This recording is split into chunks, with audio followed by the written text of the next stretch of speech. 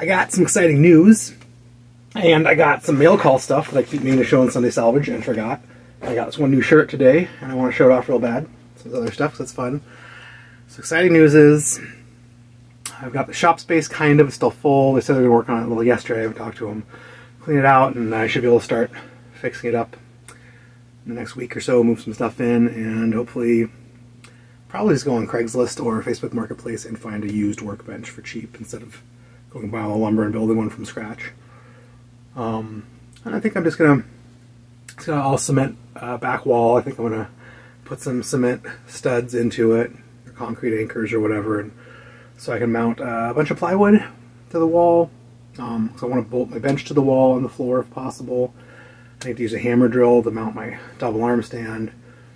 And we'll just start. Just get in there, we'll start, and we'll figure. I'm like trying to go crazy and buy all this stuff and plant all this stuff. I'm like, space isn't even clean. I don't even know what I want yet. We'll start and we'll slowly build it out over the winter. And I'd like to start doing some work pretty much as soon as possible for the next 2 or 3 weeks. Hopefully do some frame building videos, some frame mods and stuff. Get back in the swing of things and then start doing more bigger, funner stuff. Hopefully lots of customer work for frame mods and adding brakes, jigs, or adding brakes and adding rack mounts and dynamo wiring mounts and, you know, general stuff. So that's the first big news. The second big news is I started a website again. I haven't had one in years. It's real little right now. I've got a little basic about me page on it, and I have this is for you guys who want to help me. You know, I sort of joked about doing this a long time ago. I never actually thought I would, but I did. It doesn't matter if you want. I have a little donate page on there, so you can subscribe to my YouTube channel or donate on PayPal or donate through the Squarespace.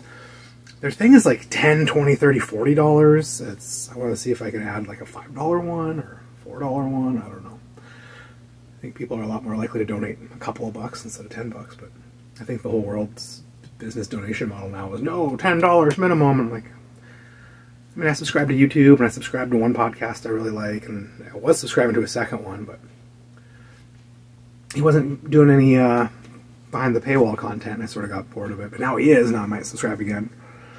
So I don't have a way of doing that yet. I think on the website I can put up some behind the paywall content videos just for subscribers. And I'll probably have stickers made soon, and maybe shirts again soon when I can afford to, because that's always fun.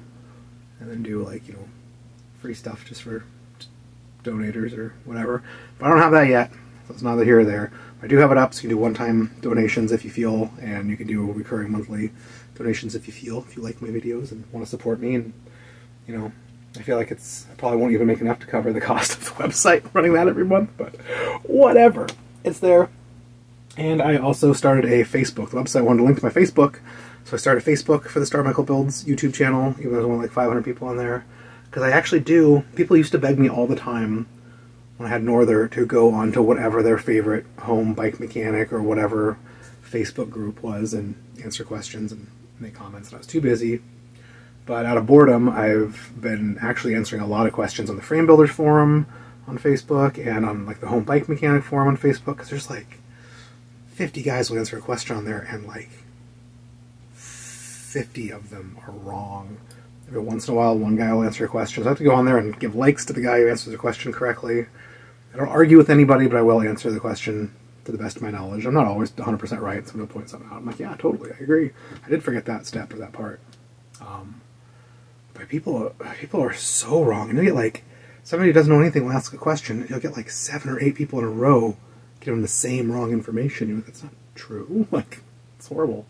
So I started a Facebook for the Star Michael Builds, and I figured maybe people who like these videos could post little videos of their bikes or questions on there, or post, you know, some photos and some comments and some questions. And, you know, if you like asking questions about bikes, I'll answer them, and I bet some other cool people will. And if you like answering questions about bikes, because there's a lot of old guys who follow my channel who like know stuff, and like, you know, I've been into bikes forever, and I'm like, well, this is kind of like a newbie how-to channel at first, but if you like it, you like it. That's fun. So you probably get some cool old guys who know way more than me about a lot of stuff, being able to answer questions too. So it's there if we want. If not, whatever. But I'll definitely answer questions and check stuff, especially if you post photos. Post photos, whatever, asking questions about 5, 6 photos. In color, like, you know, in focus, semi-close-up, picture the whole by a couple of close-ups of the area, because sometimes people ask really convoluted questions that don't make any sense, and they just post a photo. You can see in the photo what's wrong. I'm like, oh, that lock ring's loose, your bottom bracket's loose for sure, like, you know, whatever. So post photos and ask questions, and why not? Make a little thing. Maybe it's cool. It's only 500 subscribers. Who knows what percentage of them have Facebook and what percentage of those people would care and want to look at that, but it is there. And also, I got a mail call. I just got this shirt today. I've gotten some cool old Simpsons shirts at, like, the clearance rack at Marshall's or whatever in the past, and I was like, oh, I really want one of those, and my sister had a gift card to Marshall's, and she wanted to stop there, and they didn't have anything, and I was all bummed, so I decided to go on eBay, which is one of my favorite places, and instead found this brand new shirt for full price. And usually I don't buy brand new stuff, especially for full price, but I'm really into this, man. The Bart Quickie Mart squishy bender with multiple colors. This is just wonderful. So I got it. It doesn't say The Simpsons on it or anything, which I like. There's a couple other ones, but I don't like the corporate branding, but I like the fun parts. So I got the shirt. I can't wait to wash it and start wearing it. I got some other stuff. So I like Portland Design Works stuff because they're here in Portland. They're like local, you know, it's all made overseas or whatever, but they're a cool company. And when I had both of my shops, I stocked a lot of their lights, and their full metal fenders I actually really like. They go on easy. They actually fit things. I stocked these little takeout baskets for a while. I think these are great. They have a little raise-on right here, so you can add a light mount. They have a little U-lock holder in the front. You can use a little piece of Velcro to strap it down so it doesn't rattle too bad. They have this cool wood panel, which is just 2 little tabs that are drilled, so you can cut any piece of metal you want, or any piece of wood, or put whatever sticker you want on the front. And they just bolt onto your handlebars. And then they have this little guy that goes underneath your stem to keep them from falling. So they're a real simple, lightweight design that fits like any bike easily. I've gotten 2 of these in my acquisitions and travels lately. This one is missing one of these brackets, and they're all 31/8 with shims. They're all missing the shims. The other one, I think, is missing one of these brackets and also doesn't have the shims. So Portland Design Works is also wonderful because they sell all their hardware, and their hardware is cheap. So I emailed those dudes, and I was like, hey, I bought one of these kits. It's like $7 or $8 or something. It's so cheap for all the hardware. And I said, hey, if you have an extra set of the shims sitting around, I got a second basket just missing those. I don't want to buy a whole hardware kit. And I sent a picture of them that they took of us, of me and my buddy Avery at the last Handmade Bike show in their little booth. I'm like, see, I'm a big fan, and I used to own 2 shops, and I used to stock your stuff, and I love you guys, and I've always been supportive. So if you just have them sitting around, that'd be cool. No big deal, no rush. So I ordered some stuff. So let's see what I got. So I got one complete kit with both of these little back things to hold to the bars, an extra one of these little under stem dudes, all the shims, all the bolts. Cool. And look at this. They had an extra set of shims they just threw in for free. These guys are cool. I figured they might. You're always wheeling and dealing and stuff. You get extra stuff, missing parts, so I can shim both these out to 25 4-bars. They threw in a cute little sticker. Cute little sticker. And I bought one of these light mounts. I've been buying the Originate light mount a lot off eBay, but I realized that PDW is making one. It's even prettier. It's like machined, silver black. It's knurled. It says Portland Design Works on it. Doesn't have an ugly cap. Comes with a little bolt and washer. And they're like the same price, if not slightly cheaper. So I got this silver one from them. I also went on eBay, and someone else had them for sale really cheap when I bought it. So I got a little black one as well. It was so cheap because it is missing the little bolt and nut and hardware, which is totally fine with me. You know what I have? Billions of extra bolts and nuts and hardware from sitting around. It's just a regular M5. This just has a regular non-nylock nut, so I'd replace that anyways. So, NBD. Now I got 2 of these bad boys. And these guys, yeah, the bolt just goes from the inside and threads into this boss. And boom, you got a little light mount right out of the way, so it doesn't shine all over your rack and all of the stuff in your rack and shines on the road.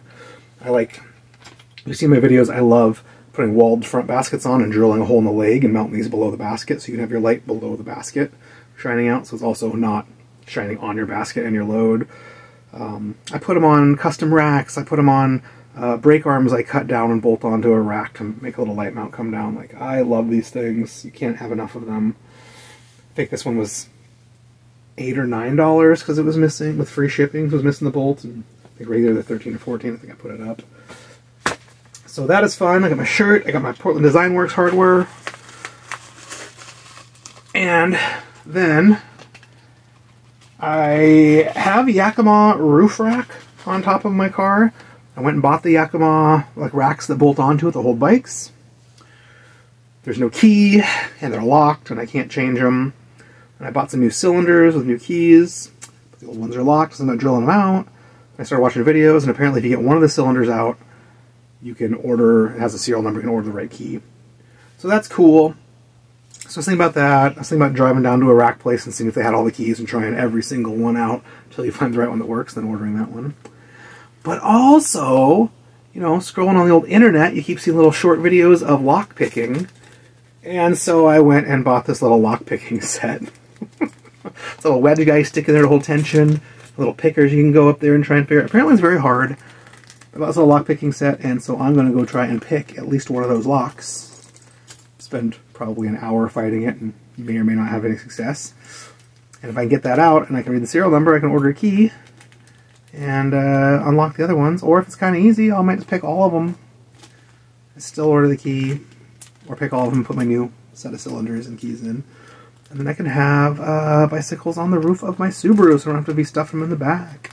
I had a little bolt-on like rear trunk rack, but the Subaru is not designed for it. It did not fit well. The straps were always popping off. It was scary.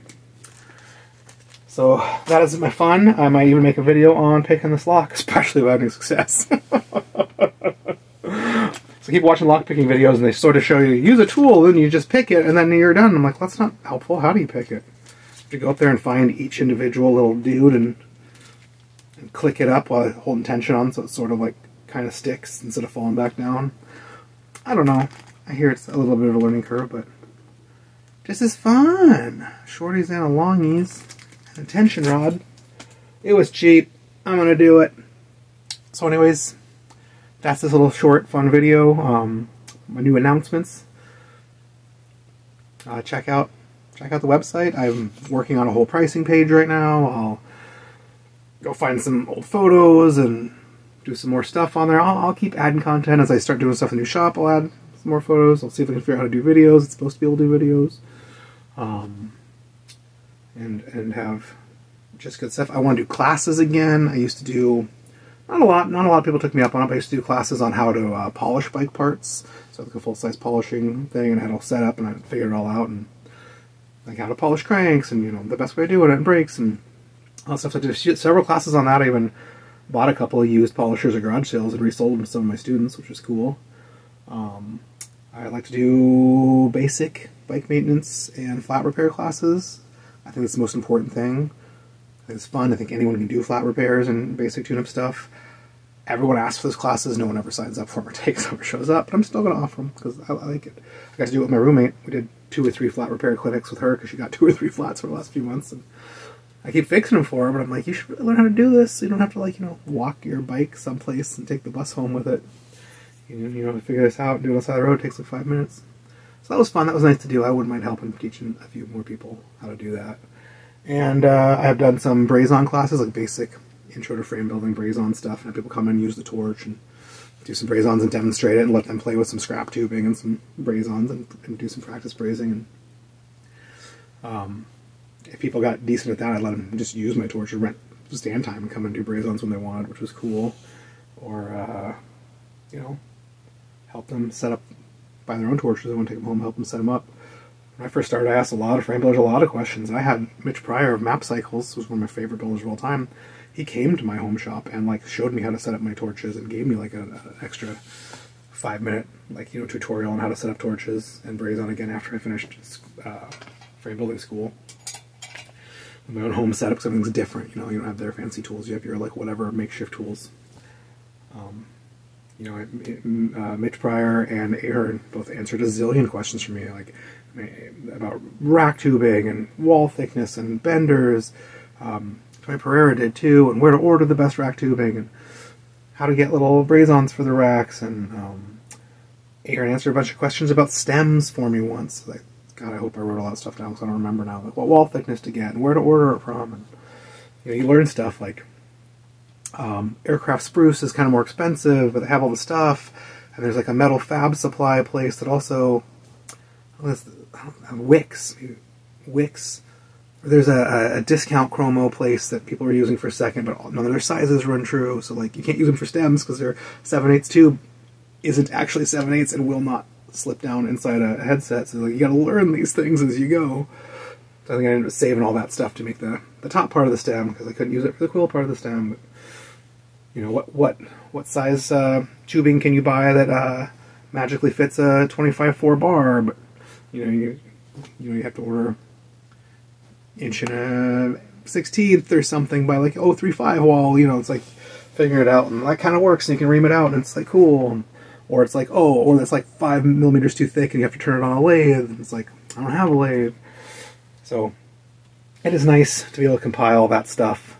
I'll make a page where as I remember that stuff and find my old notes and find what works, I will compile that stuff for people. So you can come and have that as a real resource. Because, God, I would have killed for that. And it slowed me down so much. And you waste all this money. I've ordered hundreds of dollars of tubing and stuff that didn't work and wasn't right. And that sucked. So that'd be really cool. Somebody should have a Framebler compilation page like that with just all little bits and tips and tricks in little organized sections. You're like, I'm curious about stems. And you're like, oh, this is all the things that everyone figured about stems. And like, which stem jig's still available? And like, what's the best way of using it? And what's the pitfalls or tips or tricks to always like mess people up? And how to avoid them. So that is cool. The website is up. The shop will be not at my house. I definitely am kind of ADD and freak out sometimes, so I figure the website will be good for, I won't be able to futz with bikes late at night when I'm freaking out. I can go futz the website late at night when I'm freaking out. So I will be building it and adding to it lots in the best way possible. My old one for the Norther, I had all sorts of tips and tricks on there. Mostly photo essays with like, paragraphs instead of videos. Like demonstrating like how to do dynamo wiring stuff, how to, do the connectors. It's the best tips and tricks for this. I did a big one that everyone was super into about how to set up the compass tail light. It's like a special brazon. We put them in most of our frames. And so people didn't want to pay me to install them. Like how to actually run that little thin, teeny, floppy wire all the way through your seat tube and around your bottom bracket shell and back up your down tube to go out the front, to go down the fork blade. And so that stuff's invaluable, man. It took me years to figure about some of this stuff out. You hear about a bunch of tips and tricks on the internet that don't work at all, and you're trying them, and it's frustrating, it takes hours, and then you figure out the best way of doing it, and it takes like 3 minutes. You're like, yeah, I gotta share that stuff too. So we will. I might even put some of my nicer, cooler parts up on the website for sale. I used to do that for the Northern website. I had a lot of new old stock stuff that I got, big batches of up for sale on there instead of putting it on eBay. So I could have a more cool thing for our customers.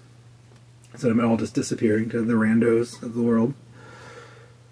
But maybe I'll do that. Maybe I'll put some stuff up there first, and then, if it doesn't sell, then it'll go to eBay. That kind of stuff. Give you guys the first crack at it. So that is this little updates video. So thanks for watching, and I'll be back with more soon, hopefully.